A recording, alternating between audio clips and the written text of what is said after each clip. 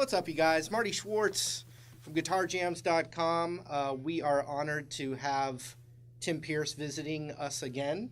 Thanks for coming by again, my man. You're going to get some insight right now. You're going to break down some ZZ Top style stuff, and, you love Billy Gibbons, right? I saw ZZ Top when I was a little kid, and I think there were steer horns on the amplifiers. We checked that on the internet now, but I don't think I imagined that. I've always loved ZZ Top. Yes. First record. So yeah. Billy Gibbons, riffs, licks, all that stuff. So let's zoom in, and we'll check it out. Okay. So one of the great things about this riff is you can kind of park your hand in one place. So if you take your third finger on the D string on the 7th fret and just kind of park it right here, that'll be where the hand sits for most of it. And then there's one other position down here. So it's real easy in a way because your hand only goes two places and it spends most of its time in this one spot, which is pretty familiar to a lot of us. So once again, third finger, D string, 7th fret. And you're going to toggle between a note that's a whole step below, 2 frets below. So as we do the riff, you're going to have your third finger here, and then your first finger here, and you're kind of going to go back and forth in a way. And so for me, a couple other details that you can learn later, or you can concentrate on now, it seems like there's a bit of a mute going on. In other words, it seems like the palm needs to rest right here to kind of mute the string a little, and that's kind of part of the toughness of the riff. If you play it open, it sounds good, but if you play it muted, it sounds like it's supposed to. So I park the flesh from this hand right in here, and then I grab this note and vibrato it a little bit. And this is something you can learn later too, or now. With vibrato, I had a great teacher, and he explained to me that vibrato is shaking the wrist. And the best way to learn vibrato is by shaking the guitar and exaggerating and watching your wrist go up and down. You don't want it to be your finger, even that looks shaky. You want vibrato to come from your wrist turning. And literally, this part of the wrist goes up, and this part of the wrist goes down. So if you want to work on vibrato, comes from the wrist, and I'm getting in the camera, turning the wrist like that.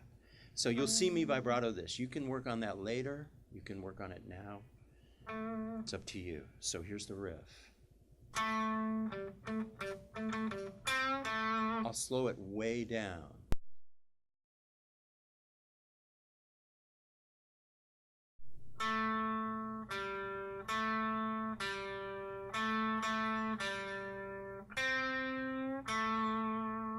So the first part of the riff is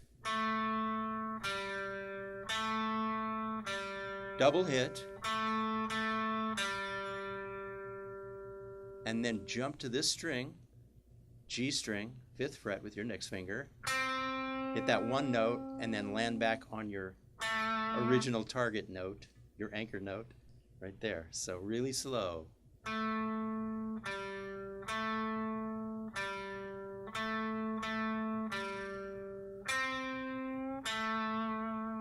little faster in time.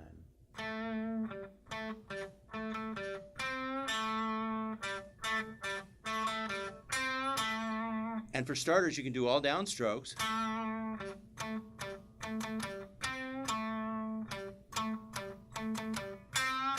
Later, you can experiment with down-up. Although, I don't think that's what it is. It sounds more natural to me if it's all downstrokes.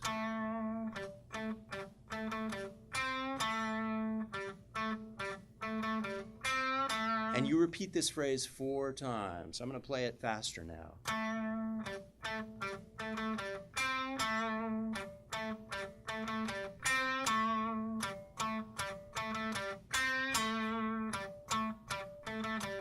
Next move, we do the same thing 1 string over. So bring your third finger over to the G string, 7th fret, park it there, start the riff there.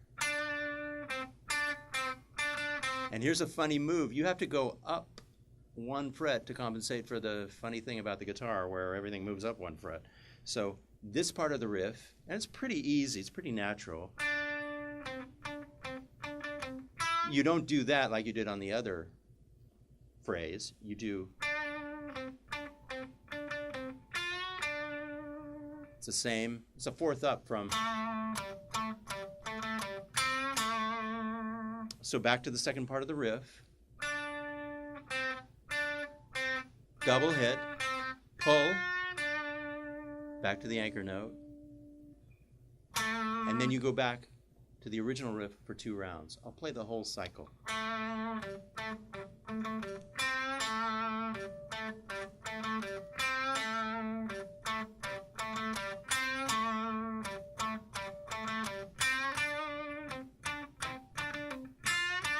Just 2. 2 more.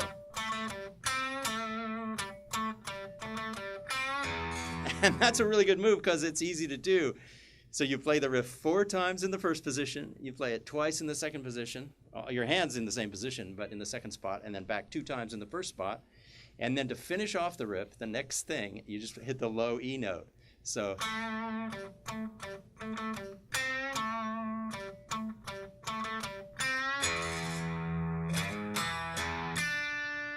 and this is a really cool phrase. You hit the low E, and then you take your third finger and slide it up to the 4th fret. And then octave E here on the D string 2nd fret. And then either, I think I'll use my 3rd finger for this. So 3rd finger, B string, 3rd fret. So I'm going to back up a little bit.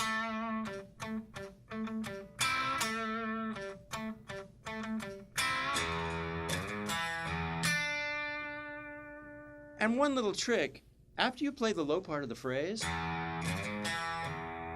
you're going to want to mute string ring with this part of your hand. Even though I got to say that sounds pretty cool. So heck, leave it open if you like the sound.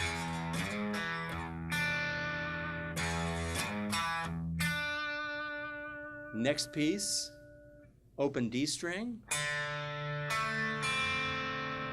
And that's kind of the heart of a D7 chord. I mean, the previous phrase was kind of the heart of an E7 chord. I just discovered this while I was teaching it.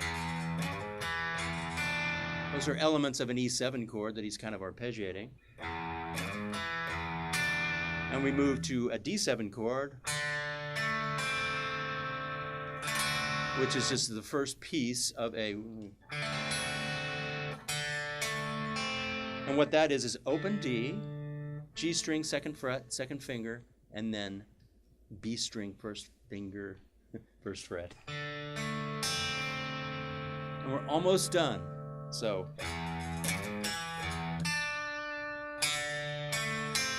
And then this really cool. And that one benefits from cool open strings also. Open G string, E note on the D string 2nd fret, and then this bluesy minor 3rd of the A.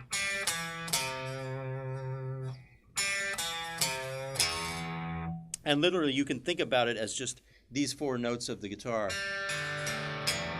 You're just picking through from the G string down to the E string on the bottom 4 strings of the guitar. I'll make this make sense right now.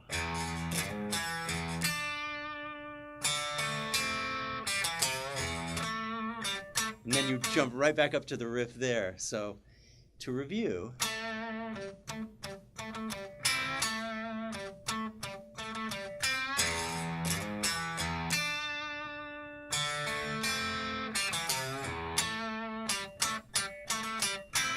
And I think I'm kind of using all downstrokes because that's a legit way to make it sound tough.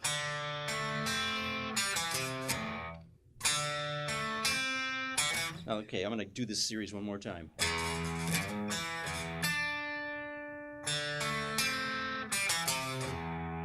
And then you come up and start the whole thing over again.